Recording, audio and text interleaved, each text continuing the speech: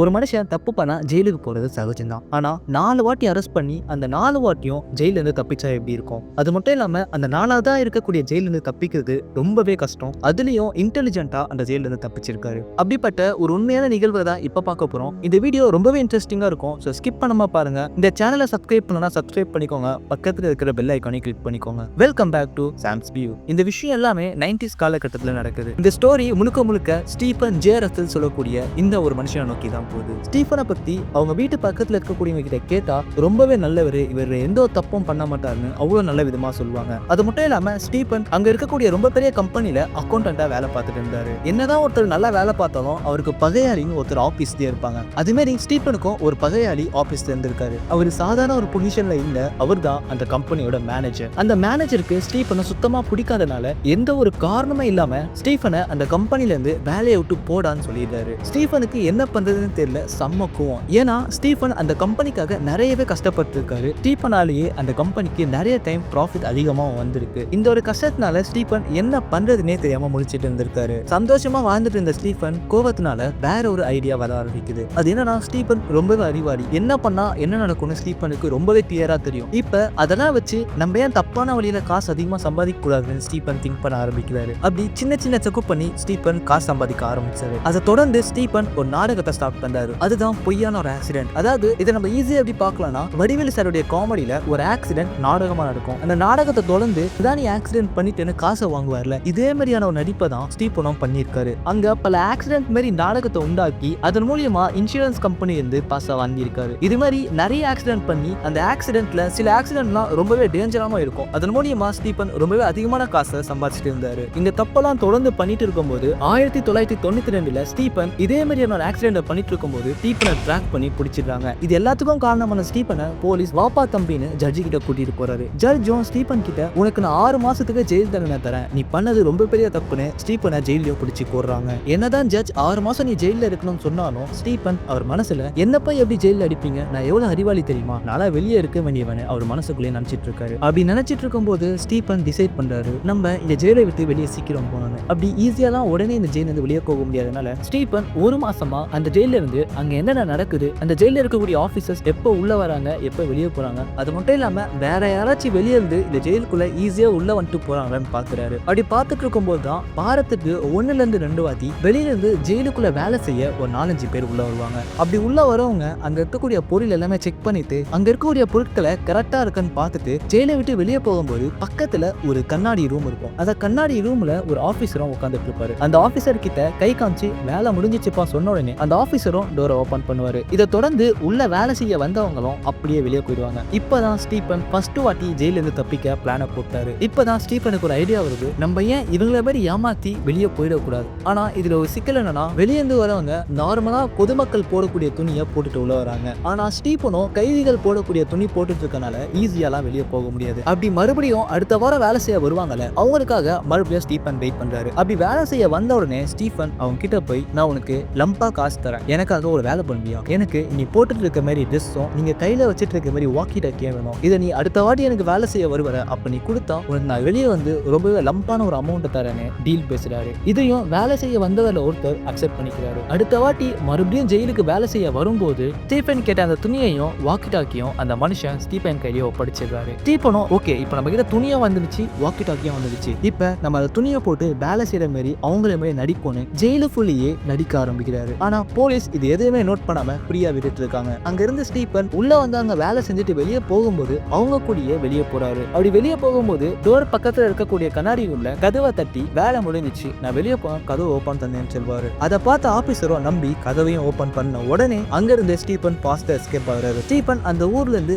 வேற ஒரு ஊருக்கு உடனே ஓடிறாரு. ஸ்டீபனை போலீஸ் அப்பயே பிடிச்சிட்டானா கேட்டா அதான் இல்ல. ஸ்டீபன் 2 வருஷமா போலீஸ் கிட்ட மாட்டாம ரொம்பவே ஃப்ரீயா இருந்திருக்காரு. கரெக்டா சொல்லணும்னா 1992ல இருந்து 1994 வரைக்கும் ஸ்டீபன் ஜாலியா அதே தப்ப மறுபடியும் பண்ணிட்டு சுத்திட்டு இருந்தாரு. அப்படி ஸ்டீபன் சும்மாலாம் இல்ல, மறுபடியும் ஒரு திருட்டுல ஈடுபடும் போது போலீஸ் கிட்ட மாட்டிக்கிறாரு. போலீஸும் ஸ்டீபனை பார்த்து, டேய் தம்பி நீ யாரு, நீ எதுக்காக திருந்த, உன்னை பத்தி விசாரிக்கணும்னு கொஞ்சம் கொஞ்சமா விசாரிச்சு இன்வெஸ்டிகேஷன் பண்ண ஸ்டார்ட் பண்றாரு. அப்படி இன்வெஸ்டிகேஷன் பண்ணும்போது தான் தெரிய வருது, ஸ்டீபன் ஆல்ரெடி ஒரு ஜெயில இருந்து தப்பிச்சு வந்த கைதினும் இவனை மறுபடியும் அதே ஜெயில போடணும்னு டிசைட் பண்றாங்க. அப்படி மறுபடியும் ஜட்ஜி கிட்ட ஸ்டீபனை கூட்டிட்டு போகும்போது ஜட்ஜ் ஸ்டீபனை பார்த்து, நீ இது மாதிரி தப்ப மறுபடியும் பண்ணக்கூடாதுன்னு 1 வருஷம் ஜெயில் தண்டனை தண்டனையை கொடுக்குறாரு. ஸ்டீபனும் ஓகே இப்போ நம்ம பண்ணது தப்பு தான், இதை ஜெயில் தண்டனையை நம்ம அனுபவிச்சுக்கலான்னு 1 வருஷம் இந்த ஜெயில் தண்டனையை ஸ்டீபன் அனுபவிக்கிறாரு. அப்படி அனுபவிச்சதுக்கு அப்புறம் ஸ்டீபன் வெளியே வந்தோடனே மறுபடியும் ஸ்டீபன் போயிட்டு திருட்டு வேலையை ஆரம்பிச்சாரா கேட்டா இல்ல. ஓகே கொஞ்சம் நம்ம திருந்தி வாழலான்னு ட்ரை பண்றாரு. அப்படி ஒரு சூப்பர் மார்க்கெட்ல வேலை பார்க்கும்போது அவருக்கு ரொம்பவே கம்மியான சேலரி தான் கொடுத்துருக்காங்க. ஸ்டீபனுக்கு மறுபடியும் ஐடியா வருது, நான் எவ்வளவு அறிவாளி, எனக்கு இந்த சம்பளம் பத்துமா, ஆனா நான் திருட்டுத்தனம் பண்ணி நிறையவே சம்பாதிச்சிருக்கேன், எனக்கு லக்ஸரியஸான லைஃப் வாழணும், ரொம்பவே பணக்காரனோ இருக்கணும்னு நினைச்சு மறுபடியும் ஃப்ராட் பண்ணி சம்பாதிக்கலாம், ஆனா ஃபர்ஸ்ட் மாதிரி இல்லாம இன்னும் அதிகமா காசு வர மாதிரியான ஒரு திருட்டு வேலையை பண்ணணும்னு ஸ்டீபன் முடிவு பண்றாரு. ஸ்டீபன் அப்படி திங்க் பண்ணிட்டு இருக்கும் போது தான் நியூஸ் பேப்பர்ல ஒரு விஷயத்தை பார்க்கறாரு. அந்த நியூஸ் பேப்பர்ல அந்த நாட்டுல இருக்கக்கூடிய ரொம்ப பெரிய கம்பெனில பினான்சியல் மேனேஜர் போஸ்டிங் போட்டிருக்காங்க. இதை பார்த்த உடனே ஸ்டீபன் இந்த வேலைக்கு போனா நம்ம நிறையவே ஏமாத்தி நிறையவே சம்பாதிக்கலாம், ஆனா இந்த வேலைக்கு எக்ஸ்பீரியன்ஸும் கேட்டிருக்காங்க. ஸ்டீபனுக்கு இந்த வேலையில எந்த ஒரு எக்ஸ்பீரியன்ஸும் இல்லை. அது மட்டும் இல்லாம ஸ்டீபன் ஒரு கம்பெனில மட்டும் தான் வேலை செஞ்சிருக்காரு, வேற எந்த கம்பெனியும் வேலை செஞ்சது இல்லை. இப்போ ஸ்டீபனுக்கு இந்த கம்பெனில எப்படியாச்சும் இந்த பொசிஷன்ல போய் வேலை பார்க்கணும்னு நினைக்க ஆரம்பிக்கிறாரு. ஓகே இந்த இடத்துல போய் நான் வேலை பார்க்கணும்னா இன்டர்வியூ கேட்கறதுக்கு எல்லாத்துக்கும் நான் ஆன்சர் பண்ணணும். அதுக்காக ஸ்டீபன் உட்காந்து இன்டர்வியூக்கு என்னென்ன கேள்விலாம் கேட்பாங்களோ அதை வச்சு படிக்க ஆரம்பிக்கிறாரு. ஸ்டீபன் ரொம்பவே அறிவாளின்றதுனால ரொம்பவே சீக்கிரமா படிச்சு அந்த இன்டர்வியூக்கும் போறாரு. அப்படி அந்த இன்டர்வியூக்கு போனதுக்கு அப்புறம் வேலைக்கு எடுக்கக்கூடியவங்க எவ்வளவு கேள்வி கேட்டாலும் ஸ்டீபன் ரொம்பவே அசால்ட்டா ஆன்சரை பண்ணி அங்க இருக்கவங்க ஸ்டீபனை பார்த்து இவன் தான்ப்பா நமக்கு கரெக்டான ஆகணும்னு நினைக்கிறாங்க. இப்ப அந்த கம்பெனில இருக்கிறவங்க ஸ்டீபன் கிட்ட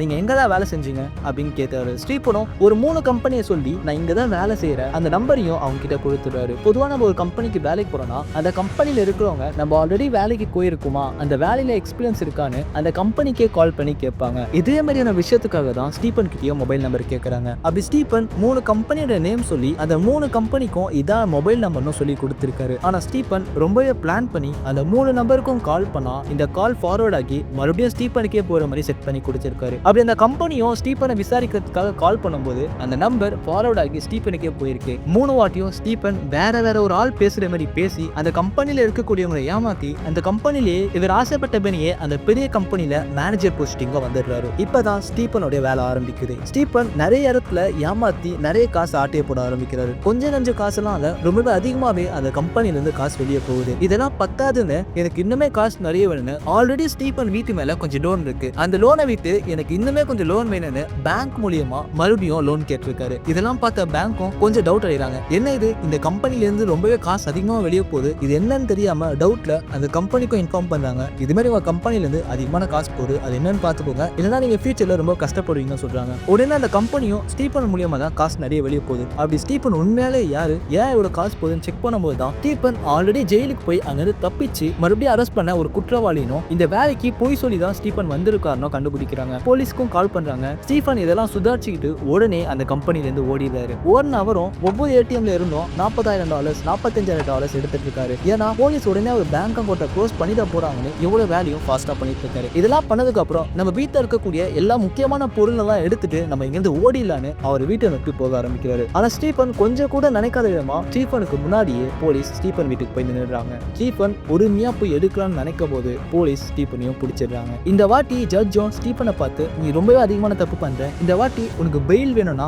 $9,50,000 கட்டினா மட்டும்தான் உன்னால வெளியே போக முடியும், இல்லனா நீ ஜெயிலே தான் இருக்கணும்னு சொல்றாங்க. ஸ்டீபனுக்கும் அவ்வளவு காசும் இல்ல, ஸ்டீபனோட பேங்க் அக்கௌண்ட்டும் போலீஸ் க்ளோஸ் பண்ணிட்டாங்க. இப்ப ஸ்டீபனுக்கு என்ன பண்றதுன்னே தெரியாம ஸ்டீபன் ஜெயில இருக்காரு. 2 மாசத்துக்கு அப்புறம் ஸ்டீபன் மறுபடியும் இந்த ஜெயில இருந்து நான் எப்படியாச்சும் தப்பிக்கணும்னு பிளான் போட ஆரம்பிக்கிறாரு. அந்த நாட்டுல இருக்கக்கூடிய ஜெயில குற்றவாளிகள் அவங்க ஃபேமிலி கூட பேசுறதுக்காக போன் வச்சிருப்பாங்க. அதே மாதிரி அந்த ஜெயிலையும் செவுத்த ஒட்டி ஒரு போன் இருந்திருக்கு. ஆனா அந்த போன்லயும் அடிக்கடிலாம் போய் பேச முடியாது, எப்பயாச்சும் ஒரு டைம் தான் பேச முடியும். ஸ்டீபனும் போலீஸ்க்கு தெரியாம ஒருத்தங்களுக்கு போன் பண்ண போறாரு. அப்படி ஒரு போன் பண்ணதும் சாதனை அதெல்லாம் இல்ல, அந்த ஜெயில இருக்கக்கூடிய ரெக்கார்ட், அதாவது ஜட்ஜ் ரிப்போர்ட் கொடுத்து அந்த ரிப்போர்ட் எல்லாமே ஒரு ரூம்ல சேவ் பண்ணி வைப்பாங்க. அந்த ரூம்ல இருக்கக்கூடிய இன்சார்ஜ் இந்த குற்றவாளிக்கு இந்த நாள் தண்டனை, இந்த நாளுக்கு அப்புறம் தான் இந்த குற்றவாளியை வெளியே விடணும்னு லிஸ்ட் பண்ணி வச்சிருப்பாங்க. அங்க இருக்கக்கூடிய இன்சார்ஜுக்கு ஸ்டீபன் கால் பண்றாரு. நான் தான் ஜட்ஜ் சார்லஸ் ஹாம் பேசுறேன்னு சொல்றாரு. சார்லஸ் ஹாம் வேற யாரும் இல்ல, ஸ்டீபனுக்கு தண்டனை கொடுத்த அந்த ஜட்ஜ் மாதிரியே ஸ்டீபன் ரொம்பவே தைரியமா பேசுறாரு. அவர் என்ன சொல்றாருன்னா ஸ்டீபனுக்கு உடம்பு சரியில்லை, சோ அவனோட ஃபைன் அமௌண்டான $9,50,000 இருந்து $45,000 மட்டும் கட்டினாலே ஸ்டீபனுக்கு பெயில் கிடைச்சிடுற மாதிரி மாத்திடுங்க, ஏன்னா ஸ்டீபனுக்கு உடம்பு சரியில்லைன்னு சொல்றாரு. இதை நம்பின இன்சார்ஜும் ஓகே ஸ்டீபனுக்கு உடம்பு சரியில்லை, $45,000 கட்டினாலே பெயில் கிடைச்ச மாதிரி அந்த இன்சார்ஜும் அதை மாத்திடுறாங்க. இப்ப ஸ்டீபனும் $45,000 மட்டும் கட்டினாலே போதும் அந்த நிலைமையை வந்துச்சு. ஆனா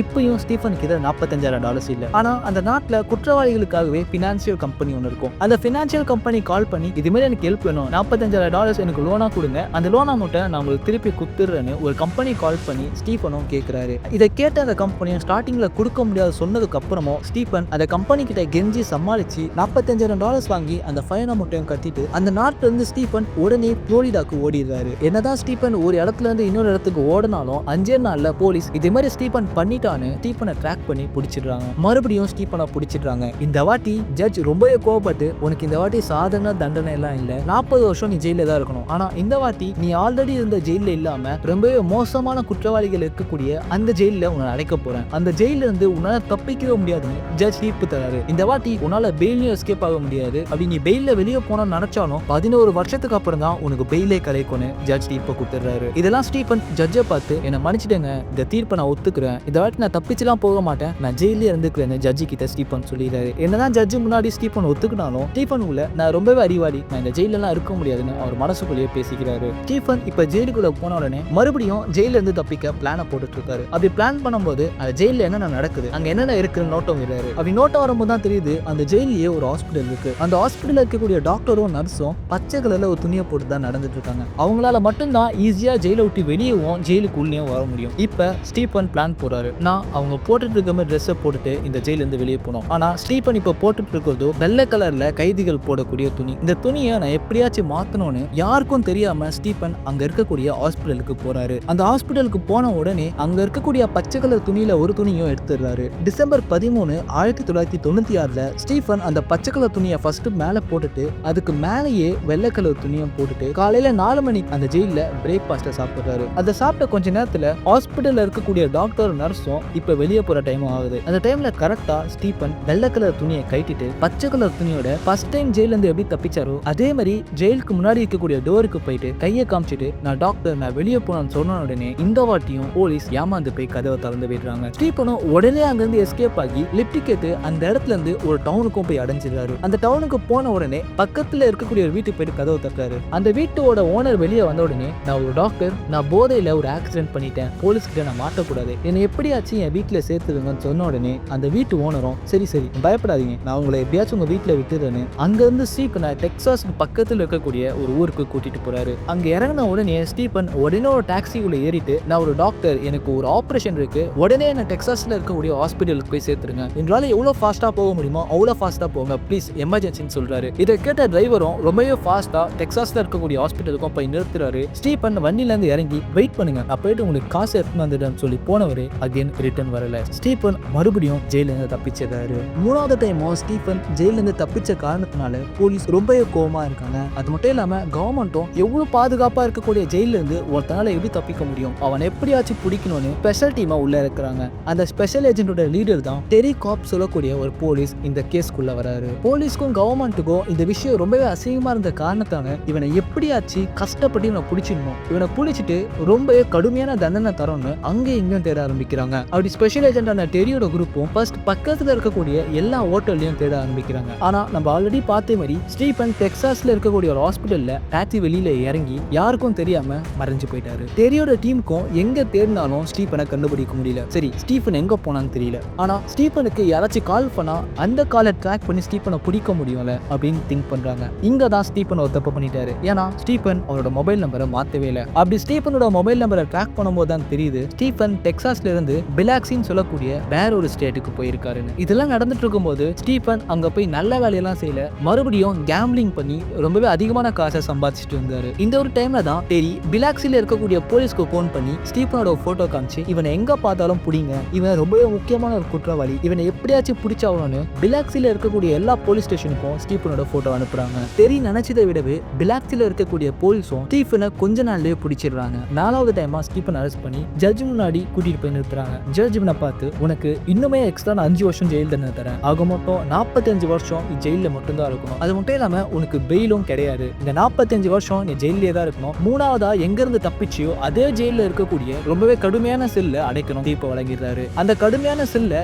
எப்பயுமே சிசிடிவி கேமரா இருக்கும். அது மட்டும் இல்லாம ஸ்டீஃபன் 23 மணி நேரம் அந்த ரூம்லயே தான் இருக்கணும். 1 மணி நேரம் மட்டும் தான் ஸ்டீஃபனை சுத்தப்படுத்திக்கவும் அவர் எக்ஸசைஸ் பண்ணவும் டைம் இருக்கு. மீதி இருக்கக்கூடிய 23 மணி நேரமும் அவர் அந்த அறையிலேயே மட்டும்தான் இருக்கணும்னு தீர்ப்பு வழங்கிடுறாரு. ஸ்டீஃபனும் அமைதியா அந்த ஜெயிலையும் போய் உட்காந்துருக்காரு. ஆனா ஸ்டீஃபன் இப்பயும் சும்மாலாம் இல்ல, இதுல இருந்து நான் எப்படியாச்சும் தப்பிக்கணும், ஆனா நான் தப்பிக்கிறது ரொம்பவே கஷ்டம்னு ஸ்டீஃபனுக்கே தெரியும். ஸ்டீஃபனுக்கு அது மட்டும் இல்லாம இன்னொரு விஷயமும் தெரியும், ரொம்பவே மோசமான ஒரு ஒரு நோய் இருந்தா இந்த ஜெயில இருந்து என்னை வெளியே கூட்டிட்டு போயிடுவாங்கன்னு ஸ்டீபனுக்கு தெரியும். இது ஃபர்ஸ்ட் பண்ண மாதிரி நார்மலான விஷயம் இல்ல. ஸ்டீபன் தண்ணியே கஷ்டப்படுத்திக்கணும். அதுக்கு ஸ்டீபன் கையில எடுத்த ஒரு நோய் தான் அவருக்கு எய்ட்ஸ் இருக்கிற மாதிரி நடிக்க ஆரம்பிச்சாரு. ஆனா இது அப்படியே எடுத்துட்டு போய் போலீஸ் கிட்டயும் சொல்ல முடியாது. அவர் சிம்டம்ஸை உருவாக்கணும்னு ஒரு வாரத்துக்கு மேல சாப்பிடாம இருந்திருக்காரு. அதனாலேயே ஸ்டீபனுக்கு சீக்கிரமா உடம்பு குறைஞ்சிருக்கு. அது மட்டும் இல்லாம வாந்தி மயக்கம்னு ரொம்பவே கஷ்டப்பட்டிருக்காரு. இதை பார்த்த போலீஸும் இவனுக்கு என்னாச்சுன்னு சொல்லி அந்த ஜெயிலே இருக்கக்கூடிய ஹாஸ்பிட்டல் கூட்டிட்டு போறாரு. அந்த ஹாஸ்பிட்டல் இருக்கக்கூடிய ஒரு டாக்டரும் ஸ்டீபனை செக் பண்ணிட்டு இருக்கும்போது, ஸ்டீபன் எனக்கு எய்ட்ஸ் இருக்கிற மாதிரி பொய்யான ரிப்போர்ட் வேணும். அப்படி அந்த ரிப்போர்ட்டை நீ கொடுத்தனா உனக்கு நான் ரொம்ப அதிகமான காசு தருவேன், நீ பயப்படாம இதை செய்ய சொல்லுவாரு. காசு அதிகமா தரும் சொன்ன உடனே அந்த டாக்டரும் இதுக்கு ஒத்துக்கிட்டு பொய்யான ஒரு எய்ட்ஸ் சர்டிஃபிகேட் தராரு. இந்த சர்டிஃபிகேட்டை வச்சுட்டு ஜட்ஜ் கிட்ட எனக்கு எய்ட்ஸ் இருக்கு, என்னால் இங்கே இருக்க முடியல, என்னை ஒரு கேர் சென்டரில் சேர்த்து விட்டுருங்க, அவங்க என்னை பார்த்துப்பாங்கன்னு சொல்றாரு. ஜட்ஜும் உடனே தீர்ப்பு வழங்காம கொஞ்சம் டைம் எடுத்துக்கிறாரு. ஸ்டீபன் இதெல்லாம் பார்த்து என்ன இவங்க டைம் எடுத்துக்கிறாங்க, நான் உடனே ஜெயிலை விட்டு வெளியே போகணுன்னு அடுத்த பிளானை கையில் எடுக்கிறாரு. அதுதான் கோமாக்கு போறது. ஸ்டீபன் அவர் போடக்கூடிய டேப்லெட்ஸை அதிகமான டோஸ் எடுக்க ஆரம்பிக்கிறாரு. அந்த அதிகமான டோஸ்னால ஸ்டீபன் 4 நாளைக்கு கோமாக்கு போயிடுறாரு. இதெல்லாம் பார்த்த டாக்டர்ஸும் செகண்ட் செக்அப்லாம் எதுவுமே பண்ணாம ஸ்டீபன் இன்னும் கொஞ்ச நாள் மட்டும் தான் உயிரில் இருப்பாரு. அதனால இவர் ஜெயில இருந்து கேர் சென்டருக்கு அமிச்சிடலான்னு பிளான் பண்ணி ஸ்டீபனையும் கேர் சென்டருக்கு மாத்திடுறாங்க. இப்போ ஸ்டீபனால எந்த ஒரு தடையும் இல்லாம வெளியே போயிட்டு வர முடியும். அது மட்டும் இல்லாம எப்பயாச்சும் இந்த கேர் சென்டர் போயிட்டு ஒரு அட்டெண்டன்ஸை மட்டும் போட்டு வர மாதிரி இருந்திருக்கு. என்னதான் இவர் இருந்தாலும் ஸ்டீபனுக்கு இது மாதிரி போயிட்டு அப்பப்ப கேர் சென்டர்ல நான் இருக்கேன்னு காமிக்க எனக்கு பிடிக்கல. இதுக்கு இன்னொரு பிளான் பண்ணலான்னு அவர் வெளியே போயிட்டு கேர் சென்டருக்கும் ஜெயிலுக்கும் கால் பண்றாரு. கால் பண்ணிட்டு நான் தான் டாக்டர் ஆடம் பேசுறேன், ஸ்டீபனுக்கு எய்ட்ஸ் இருக்குன்னு உங்களுக்கு தெரியும், நாங்க ஸ்டீபனை வச்சு ஒரு ரிசர்ச் பண்ண போறோம், அந்த ரிசர்ச்ல எய்ட்ஸ் எப்படி குணப்படுத்தலாம்னு பார்க்க போறோம், எங்களுக்கு உங்க சம்மதம் என்னன்னு கேட்கறாங்க. அதுக்கு அந்த கேர் சென்டரும் ஜெயிலும் அக்செப்ட் பண்ணிக்கிறாங்க. இதை தொடர்ந்து கொஞ்ச நாளுக்கு அப்புறம் ஸ்டீபன் இதுக்கு மேல நான் போலீஸ்க்கு பயந்து இருக்க முடியாதுன்னு அவருடைய டெத் சர்டிபிகேட்டை அவரே உருவாக்குறாரு. அப்படி அந்த டெத் சர்டிபிகேட்டை உருவாக்கிட்டு லெட்டர் மூலியமா அந்த கேர் சென்டருக்கும் ஜெயிலுக்கு அனுப்புறாரு. இதை நம்பின போலீஸும் அவரோட கேஸை அங்கேயே க்ளோஸ் பண்றாங்க. இப்ப ஸ்டீபன் 4வது டைமா ஜெயில இருந்து தப்பிச்சு எந்த ஒரு பயமும் இல்லாம ஜாலியா சுத்த ஆரம்பிக்கிறாரு. ஸ்டீபன் அங்கிருந்து தப்பிச்சு வந்ததுக்கு அப்புறம் நல்லா சாப்பிட்டு கொஞ்ச நாள்லயே மறுபடியும் ஹெல்த்தி ஆகிறாரு. அது மட்டும் இல்லாம ஸ்டீபன் மறுபடியும் தப்பு பண்ணலான்னு இந்த வாட்டி நம்ம ஒரு லாயர் மாதிரி நடிச்சு நிறைய காசு சம்பாதிக்கலான்னு ஒரு பிரிண்டிங் சென்டருக்கு போயிட்டு லாயருக்கான விசிட்டிங் கார்டை பிரிண்ட் பண்ண சொல்றாரு. அங்க இருந்த ஓனரும் சந்தேகப்பட்டு அந்த பிரிண்டிங்கும் பண்ணி கொடுத்துறாரு. கொஞ்ச நேரத்துக்கு அப்புறம் அந்த ஓனருக்கு இது சரியா படலன்னு போலீஸ்க்கு இன்ஃபார்ம் பண்ணி ஸ்டீபனோட போட்டோவை சென்ட் பண்ணிடுறாங்க. அந்த போலீஸ்க்கும் இவர் எங்கேயோ பார்த்துருக்கோமேனு டவுட்ல டெரிக்கு இந்த போட்டோவை சென்ட் பண்றாரு. டெரி இதை பார்த்த உடனே இது ஸ்டீபன் ஆச்சு, இவன் 45 வருஷம் ஜெயில் தண்டனை தானே இருக்கணும், இவன் எப்படி வெளியே சுத்திட்டு இருக்கான்னு ஜெயிலுக்கு போன் பண்ணி கேட்கும் போது தான் தெரியுது ஸ்டீபன் இறந்துட்டாருன்னு ஜெயில இருந்து சொல்றாங்க. அது வரைக்குமே டெரிக்கு தெரியாது ஸ்டீபன் ஜெயில தான் இருக்காருன்னு டெரி நினைச்சிட்டு இருந்தாரு. இந்த டெத் சர்டிஃபிகேட்டை பார்த்த உடனே டெரி இதை நம்பவே இல்லை. மறுபடியும் டெரி செம்ம கோவமாகிறாரு. ஏன்னா இந்த வாட்டியும் ஸ்டீபன் ஜெயில இருந்து தப்பிச்சிருக்காரு. மறுபடியும் டெரி ஒரு புது டீமை உருவாக்கி ஸ்டீபனை தேட ஆரம்பிக்கிறாங்க. அப்படி அங்கேயும் இங்கேயும் தேடிட்டு இருக்கும் போது ரீசெண்டா எதனாச்சும் குற்றங்கள் நடந்திருக்கான்னு தேடிட்டு இருக்கும் போது ஸ்டீபன் டாலஸ்ல இருக்கக்கூடிய ஒரு பேங்க்குக்கு போயிட்டு நான் ஒரு மில்லியனியர், நான் கோடிக்கணக்கான சொத்து வச்சிருக்கேன், எனக்கு ஒரு $75,000 லோன் தர முடியுமான்னு கேட்டிருக்காங்க. அங்க இருக்கக்கூடிய மேனேஜரும் ஸ்டீபனுடைய நடவடிக்கையை பார்த்து டவுட் பட்டு போலீஸ்க்கும் இன்ஃபார்ம் பண்ணிருக்காங்க. இதை சுதாச்ச ஸ்டீபனோ உடனே ஸ்ட்ரோக் வந்த மாதிரி நடிச்சு ஹாஸ்பிட்டலையும் அட்மிட் பண்ணிருக்காங்க. அப்படி ஹாஸ்பிட்டல்ல அட்மிட் பண்ண உடனே ஹாஸ்பிட்டல்ல இருக்கக்கூடிய ரிசப்ஷனிஸ்ட் உடனே போலீஸ்க்கு போன் பண்ணி இது மாதிரி பேங்க்ல ஒரு விஷயம் நடந்திருக்கு, அவரை இந்த ஹாஸ்பிட்டல்ல தான் அட்மிட் பண்ணிருக்காங்க சொல்றாங்க. போலீஸும் அவர் விட்டுறாதீங்க, நாங்க செக் பண்ண வந்துட்டு இருக்கோம்னு சொல்லிட்டு போலீஸும் அந்த ஹாஸ்பிட்டல் நோக்கி வந்துட்டு இருக்காங்க. ஸ்டீபன் இங்கேயும் சும்மா இல்லாம அவ்வளவு தைரியத்தை வச்சுக்கிட்டு அவர் போன் மூலியமா அதே ஹாஸ்பிட்டலுக்கு போன் பண்ணி நாங்க போலீஸ் பேசுறோம், ஸ்டீபன் மேல எந்த கேஸும் இல்ல, ஸ்டீபனை நாங்க ரிலீஸ் பண்ணிட்டோம், சோ அவர் போக விட்டுருந்தேன்னு பொய்யான ஒரு விஷயத்த சொல்லியிருக்காரு. அந்த ஹாஸ்பிட்டல்ல இருக்கிறவங்க இதை நம்பாம போலீஸ் கிட்ட நீங்க தான் போன் பண்ணீங்களா, ஸ்டீபன் மேல எந்த தப்பும் இல்ல, அவரை விட சொன்னீங்களான்னு கேட்ட உடனே போலீஸ் இல்லையே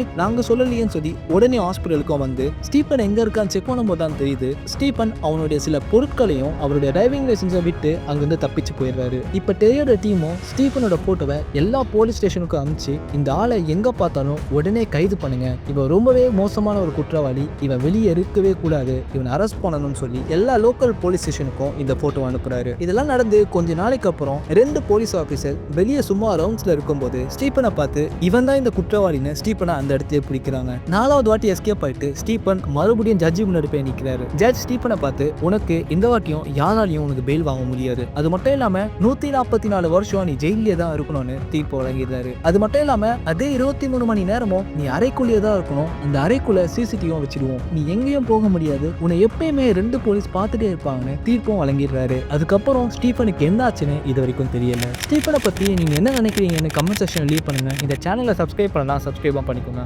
அடுத்த ஒரு பேங்கர் வீடியோல பார்க்கலாம்.